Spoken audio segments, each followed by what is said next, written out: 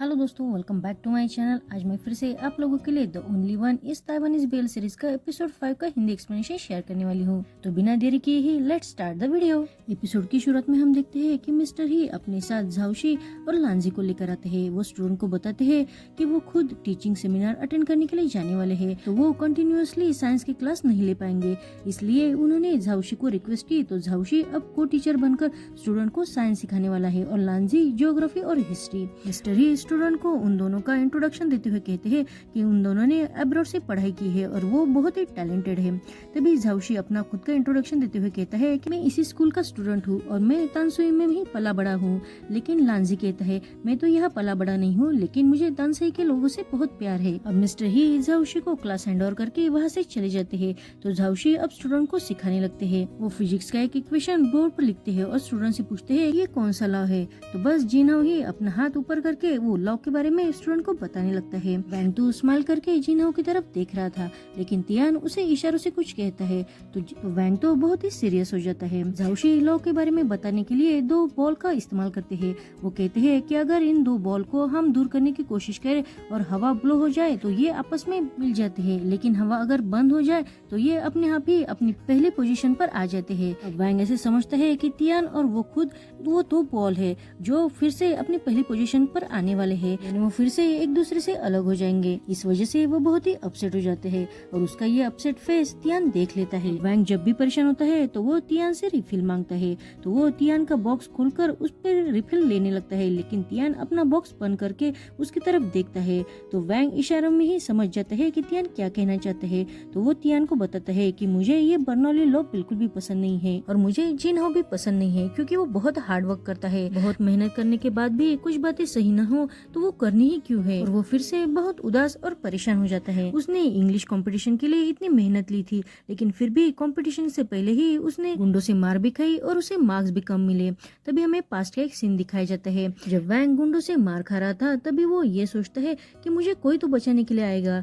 ये सच में बहुत टेरिबल ट्रिक है मुझे एग्जाम से दूर रखने के लिए, लेकिन मैं उन सब लोगों को सक्सेस नहीं होने दूंगा। इतना कहकर वो उन गुंडों को मारने लगता है और वहाँ से जल्दी से भागकर एग्जाम हॉल में आ जाता है। तो टीचर उसे देखकर उसे लेट आने का रीजन पूछती है, तो वो कहता है कि मैं डॉक्टर के पास गया था। तो टीचर उसे पूछते है क्यों, क्या हुआ है। तो वैंग कहता है मेरे दिमाग में कुछ प्रॉब्लम है, इसलिए मैं उनकी ट्रिक का शिकार हो गया। आगे वो टीचर से परमिशन लेकर अपना पेपर सॉल्व करने लगता है। तो टीचर उसे बताती है कि तुम 12 मिनट्स लेट हो तो तुम्हारी लिसनिंग टेस्ट मिस हो गई है। इन बेचारा वैंग फिर भी अपनी हिम्मत न हारते हुए ट्रिक्स का यूज करते हुए अपना पेपर सॉल्व करता है। टाइम खत्म होने के बाद जब वो सब पेपर सबमिट करते हैं तो टीचर उसका पेपर देखते हुए उसे कहती है तुमने तो ये सब गेस किया है, तो तुम्हें तो आंसर सी ही लिखना चाहिए था। तो वैंग उसे पूछता है क्या आप इंग्लिश की टीचर हो। तो वो कहती है नहीं। तो वैंग कहता है क्या आपने सारे आंसर देखे हैं। तो वो कहती है नहीं, और वो एम्बेरस होकर सारे स्टूडेंट के पेपर ले लेती है। अब वैंग ने जो मार खाई थी उस वजह से उसे बहुत दर्द होने लगता है। आगे हम देखते हैं कि तियान और वैंग अपने फ्रेंड के साथ कैंटीन में खाना खाने के लिए बैठते हैं।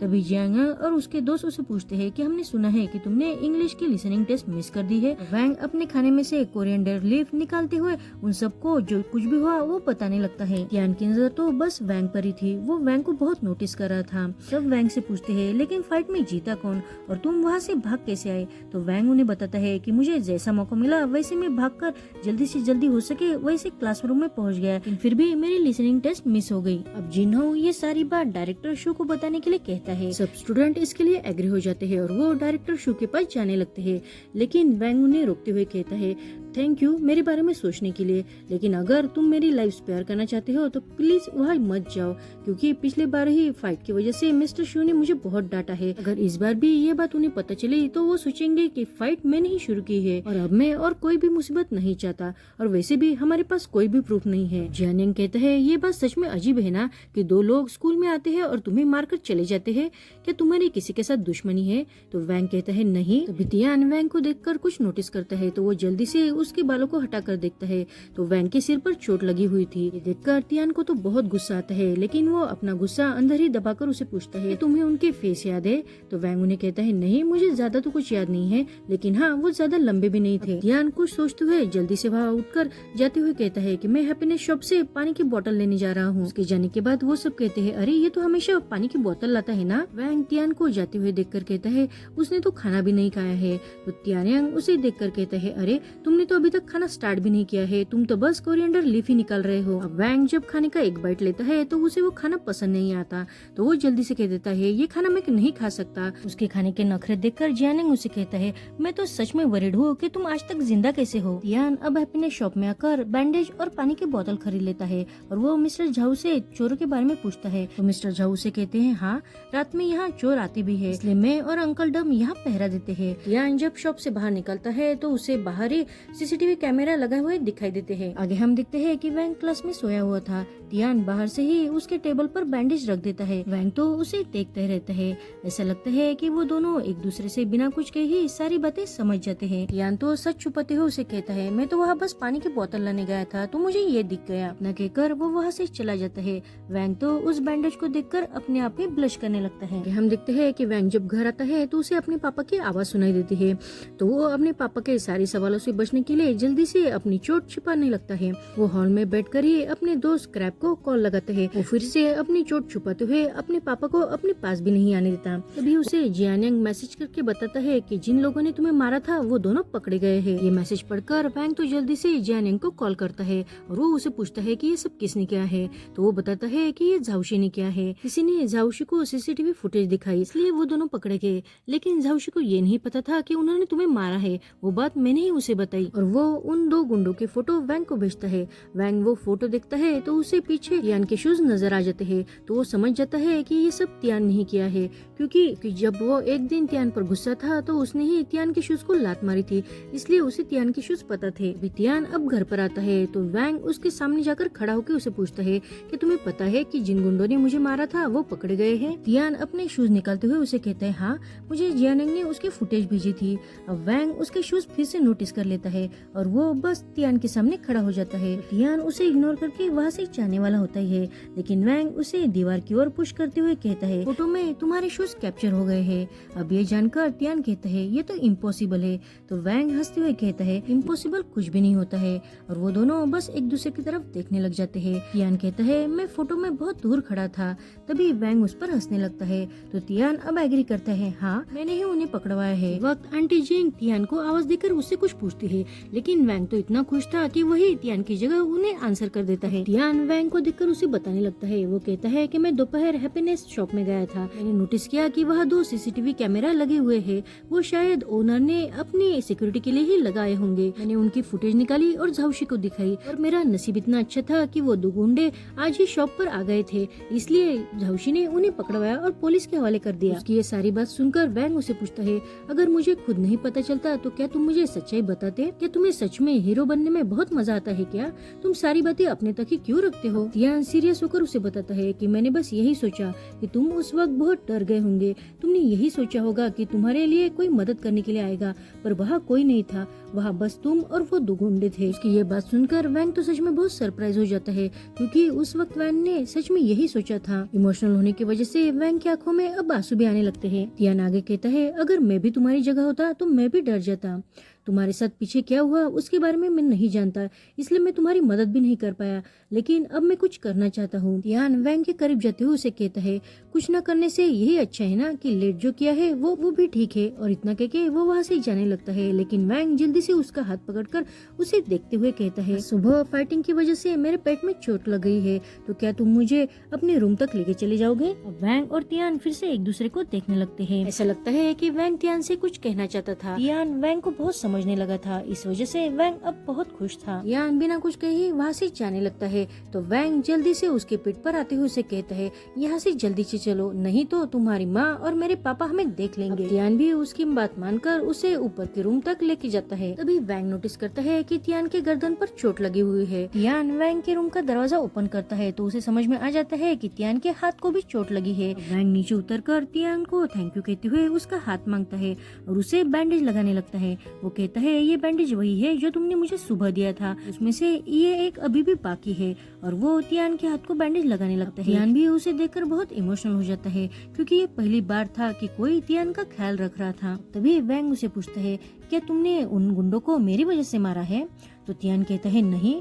अब ये सुनकर वैंग फिर से अपसेट हो जाता है। तियान फिर से स्माइल करते हुए कहता है कि उन गुंडों ने मेरा रास्ता रोका ना, इसलिए मैंने उन्हें मारा। वैंग उसे कहता है लेकिन उन गुंडों ने तो मुझे 6 बार मारा है। तो तियान उसे कहता है मैंने तो उन्हें डेफिनेटली 6 बार से बहुत ज्यादा मारा है। ये सुनकर वैंग बहुत ही खुश हो जाता है और उसे हैप्पी देखकर तियान खुश होता है। दूसरे दिन जब तियान नींद से उठता है तो वो अपना बैंडेज देखकर वैंग को याद करता है। तभी हमें दिखाई देता है कि वैंग की वजह से तियान ने अपने कपड़े पैक करने की आदत भी बदल डाली थी। अब वैंग नाश्ता करने के लिए नीचे आता है। आंटी जिंग ने उसके मन पसंदीदा शुमई बनाई थी और वो उसे ट्राई करने को कहती है।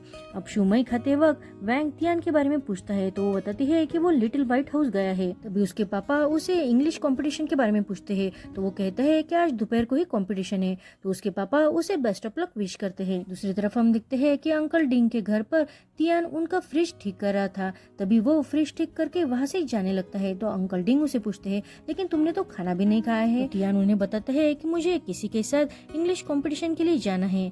तो अंकल डिंग उसे पूछते हैं लेकिन वो कौन इंसान है।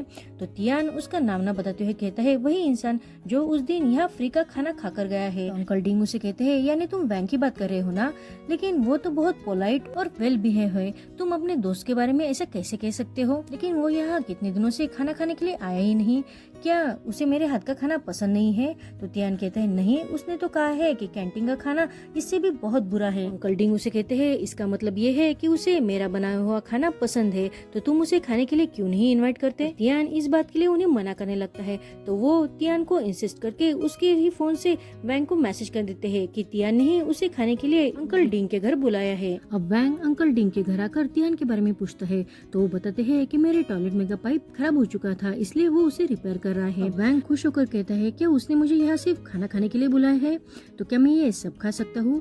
तो अंकल डिंग उसे कहते हैं एक्चुअली ये आइडिया मेरा था। ये जानकर वैंग अपसेट हो जाता है। वो कहते हैं मैं तुमसे पूछना चाहता था कि तियान की किसी के साथ फाइटिंग हुई है, मैंने देखा कि उसके हाथ पर बैंडेज लगा हुआ है। अब ये सुनकर वैंग एम्बेरस हो जाता है क्योंकि उसकी वजह से ही तियान को चोट लगी थी। अंकल डिंग आगे कहते हैं अगर मैं तियान को इसके बारे में पूछूंगा भी तो वो मुझे सच कभी नहीं बताएगा। तो वैंग कहता है यानी आपने मुझे यहाँ सच जानने के लिए बुलाया है ना। तो अंकल डिंग वैंग को तियान के बारे में बताते हुए कहते हैं जब वो छोटा था तब उसके ग्रैंड पेरेंट्स ने और पेरेंट्स ने उसकी कभी केयर नहीं की, इसलिए वो खुद में ही रहना पसंद करता है। वो किसी के साथ इन्वॉल्व भी नहीं होता क्योंकि शायद वो किसी को हर्ट करने में या खुद हर्ट होने में बहुत डरता है। उसके दिमाग में क्या चल रहा है ये कोई भी नहीं जान सकता। तुमने वो फिल्मों में मार्शल आर्ट के मास्टर को देखा ही होगा ना, जो अपने पास आने वाले दुश्मनों को जल्दी से दूर करते हैं। वैसे तियान भी किसी को अपने क्लोज नहीं आने देता। वो तो किसी के भी क्लोज नहीं है, मेरे भी नहीं। लेकिन तुम वो पहले इंसान हो जिसे वो यहाँ लेके आया है, तो मुझे तुम प्रॉमिस करो कि तुम उसे अपने आप से कभी नहीं दूर करोगे, तुम उसके और क्लोज जाओगे। उनकी इस बात पर वैंग भी सोचने लगता है। आगे हम देखते हैं कि वो दोनों अपने इंग्लिश कंपटीशन के लिए हर्बर पर आते हैं। तभी वैंग को जिनहाओ का कॉल आता है, लेकिन वैंग उसका कॉल नहीं पिक करता। जिनहाओ का कॉल देखकर तियान को बहुत गुस्सा आता है, लेकिन वो तभी वैंग को इजी कार्ड देते हुए कहता है तुम इसकी मदद से ट्रैवल कर सकते हो। तभी वैंग उसे उसके पैसे पूछता है तो तियान उसे कहता है पैसे तो रहने दो, तुम बस एग्जाम अच्छे से दो, अगर तुम फर्स्ट नंबर पर नहीं आए तो भी चलेगा, लेकिन तुम्हें टॉप 5 तक आना ही होगा। वैंग खुश होकर उसे कहता है ये मेरा गुड लक चार्म है, तो मैं इसे जरूर यूज करूंगा। अब जब वैंग और तियान कंपटीशन सेंटर पर पहुंचते हैं, वह पहले से ही जिनहाओ और बाकी स्टूडेंट आए हुए थे। टीचर जिंग उन्हें पेपर की इंस्ट्रक्शन देते हुए कहती है कि पेपर बार बार चेक करो और उसे सबमिट करने की घाई मत करो। उनके जाने के बाद अब जिनहाओ वैंग से कहता है कि टीचर जिंग ने कहा है वो तुम्हें बताना चाहती थी कि अगर तुमने वीकली टेस्ट में अच्छे स्कोर नहीं भी लाए तो भी चलेगा, लेकिन तुम्हें बस कंपटीशन पर फोकस करना है। इस बात से वैंग अपसेट हो जाता है और ये बात तियान नोटिस करता है। तभी वो क्लास मॉनिटर जिनहाओ को कहती है अरे तुम्हें ये बात टीचर ने एग्जाम के बाद बताने को कहा था ना। तो जिनहाओ अब जानबूझकर कहता है अरे मुझसे गलती हो गई, मैंने तो उसे अभी बता दिया। तो वैंग कहता है मैंने सुन भी लिया है, थैंक यू। जिनहाओ की ऐसी हरकत पर तियान को उस पर बहुत गुस्सा आता है। अब वो दोनों एग्जाम देने लगते हैं। वैंग अपनी रिफिल देखकर तियान को याद करता है। तभी हमें पास्ट का एक सीन दिखाया जाता है। जब जिनहाओ ने वैंग को डिस्करेज करने की कोशिश की थी तो तियान अपनी रिफिल वैंग को देते हुए कहता है मैं आज तुम्हारे पीछे नहीं बैठा हूँ तो तुम्हें इसकी जरूरत पड़ सकती है। लेकिन वैंग उसे कहता है मेरे पास तो पहले से ही और है। तो वो कहता है इसे रख लो और जिनहाओ की बातों पर ज्यादा ध्यान मत दो, वो तुम्हें डिस्ट्रैक्ट करने की कोशिश कर रहा है। तुम पहले ही बहुत एक्सलेंट और ब्रिलियंट हो, तुम खुद पर यकीन रखो। अब उसकी ये करेजफुल बातें सुनकर वैंग उसे कहता है कि तुम्हें मुझ पर यकीन है। उसी वक्त वैंग को अंकल जिंग ने उसे तियान के बारे में जो बातें कही थी वो याद आती है और वो सोचता है कि उसे तियान के अब क्लोज जाना है। जब वैंग तियान के बारे में ऐसे सोच रहा होता है तभी तियान उसे पीछे देखता है, जैसे उन दोनों के बीच कोई टेलीपैथी का कनेक्शन हो। अब वैंग जब अपना पेपर सबमिट करने के लिए उठता है तो उसके साथ ही तियान भी उठ जाता है और वो दोनों एक साथ अपना पेपर टाइम से पहले ही सबमिट करते हुए भागकर बाहर आते हैं। उनकी इस हरकत पर टीचर जिंग उन्हें डांटने लगती है। तभी तियान कहता है, लेकिन हमने हमारा बेस्ट दिया है। उसकी ये बात सुनकर वैंग हंसने लगता है तो टीचर जिंग अब वैंग को डांटते हुए कहती है, तुम्हें डायरेक्टर शो ने 50+ अचीव करने को कहा है, लेकिन तुम्हारे मार्क्स देखो, इस वजह से वो तुम्हें मॉडल स्टूडेंट कंपटीशन से भी बाहर कर देंगे। ये सुनकर वैंग अपसेट होता है। उसे अपसेट देखकर तियान टीचर से पूछता है, लेकिन और स्टूडेंट का क्या है, उन्हें कितने मार्क्स मिले हैं? तो टीचर उन्हें बताती है कि तुम दोनों को छोड़कर किसी को भी 90 के ऊपर मार्क्स नहीं मिले हैं। ये बात जिनहो बाहर से सुन रहा था। ये सुनकर उसे बहुत गुस्सा आता है। अब जिनहो टीचर के कैबिन में आता है और ये दोनों बाहर जाते हैं। जिनहो उन दोनों को बहुत गुस्से से देखने लगता है। जब तियान और वैंग क्लासरूम में आ रहे थे तभी जियान उसे बताता है कि जिनहो को इस बार 90 से कम मार्क्स मिले हैं, इसलिए अगर तुम्हें इंग्लिश टेस्ट में कम भी मार्क्स मिले तो भी चलेगा। अब वो सब क्लास में आ जाते हैं। क्लास में आते ही क्लास मॉनिटर वैंग को हॉस्टल रूम के रिजर्वेशन का फॉर्म भरने के लिए देती है। ये देखकर तियान शॉक होके वैंग से पूछता है, क्या तुम हॉस्टल में रहना चाहते हो? तो वैंग उसे बताते हैं, नहीं, मैंने तो उसे रैंडमली ऐसे ही पूछ लिया और उसने मुझे ये फॉर्म दे दिया। तभी क्लास मॉनिटर अब तियान को भी वो फॉर्म दे देती है। उसे देखकर अब वैंग हंसने लगता है तो तियान उसे कहता है, तुम क्यों हंस रहे हो? लेकिन बाद में वो दोनों भी हंसने लगते हैं। अब तियान वैंग से फिर से पूछता है, क्या तुम हॉस्टल में रहना चाहते हो? तो वैंग उसे बताता है कि नहीं, मैंने तुम्हें जैसे कहा वैसे ही मैंने एक दिन क्लास मॉनिटर को रैंडमली पूछ लिया और उसने मुझे ये फॉर्म ला के दिया है, और वैसे भी उस वक्त हम क्लोज नहीं थे ना, इसलिए।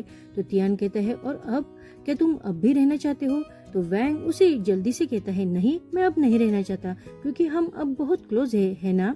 और तुम्हारा क्या है, क्या तुम अभी फॉर्म फिल करना चाहते हो? तो तियान सोचते हुए कहता है, हाँ शायद मैं ये फॉर्म अभी भी फिलअप करना चाहता हूँ। ये सुनकर वैंग तो इतना शॉक होता है कि उसके हाथ से पेन ही नीचे गिर जाता है और वो बहुत अपसेट भी होता है। तभी मिस्टर ही आकर सब स्टूडेंट को बताते हैं कि मॉडल स्टूडेंट वोट के लिए हमने जिनहो को चुना है। सब क्लास जिनहो को कांग्रेचुलेट करता है। तभी क्लास में मिस्टर ही रिपोर्ट कार्ड बांटते हुए सबसे कहते हैं कि पिछले टेस्ट में जो मार्क्स मिले हैं उसके अनुसार रैंकिंग डिसाइड हुई है। अब वैंग अपना रैंक दिखता है तो वो 47 होता है। वैंग ने इसके लिए इतनी मेहनत की थी पर उसका रिजल्ट बिल्कुल भी अच्छा नहीं निकला था, क्योंकि मिस्टर शू ने उसे 15 रैंक लाने को कहा था, लेकिन वो तो 47 ही रैंक ला पाया था। उसने लिसनिंग टेस्ट भी मिस कर दी थी, गुंडों से मार भी खाया था और वो मॉडल स्कूल कंपटीशन से बाहर भी हो गया था। और सबसे इम्पोर्टेंट बात तो ये थी कि तियान अब उससे दूर जाकर हॉस्टल में रहने वाला था। ये सोचकर वो बहुत ही उदास होते हुए खुद से कहता है, मेरी सारी मेहनत बेकार गई। उसे ऐसे उदास देखकर तियान भी अब समुद्र के किनारे जाकर बस वैंग के ही बारे में सोचता रहता है। वैंग जब घर आता है तो वो भी अब बर्नौली लॉ के बारे में सोचते हुए बस तियान को ही याद करता है। वो बहुत परेशान होकर घर आके सोफे पर बैठ जाता है। तभी वो तियान ने उसे जो डाइजेशन की पिल्स दी थी उसे हाथ में लेकर तियान को अपने सामने बैठा हुआ इमेजिन करते हुए उसे कहता है, मैंने तुम्हें पहले ही बताया था ना कि जब मैं बहुत छोटा था तब मैं अंधेरे से डरता था, इसलिए मैं हमेशा मेरी माँ के पास ही सोता था। लेकिन जब माँ बीमार पड़ गई तो मैं मेरे पापा के पास सोने लगा। उस वक्त हमारा घर बहुत छोटा था, लेकिन हमेशा मेरे साथ कोई ना कोई रहता था। लेकिन अब हमारा घर बहुत बड़ा हो चुका है और मेरे साथ रहने के लिए कोई भी नहीं है। हमारी फैमिली तो है, लेकिन मैं उसमें अकेला ही हूँ। तुम्हें पता है क्या, इसलिए मुझे बर्नौली लोग बिल्कुल भी पसंद नहीं है कि जब हम हार्डवर्क करते हैं और उसका रिजल्ट अच्छा नहीं आता तो हमारी सारी मेहनत पानी में मिल जाती है। जैसे ही देख लो, मॉडल स्टूडेंट कंपटीशन के लिए मैंने कितना हार्ड ट्राई किया और मैं चाहता था कि तुम यही मेरे साथ रहो, लेकिन तुम भी मुझे छोड़कर हॉस्टल में रहने के लिए चले जाओगे। और मैंने कितना हार्ड ट्राई किया, लेकिन सब तरह से बस मैं ही हार गया हूँ। ये सोचकर वो और भी उदास हो जाता है। तभी उसे समझ में आ जाता है उसके सामने तो तियान नहीं है, वो तो उसे इमेजिन कर रहा है। इसलिए वो अब अपने कमरे में चला जाता है और यहीं पर ये एपिसोड खत्म होता है। Thank you for watching.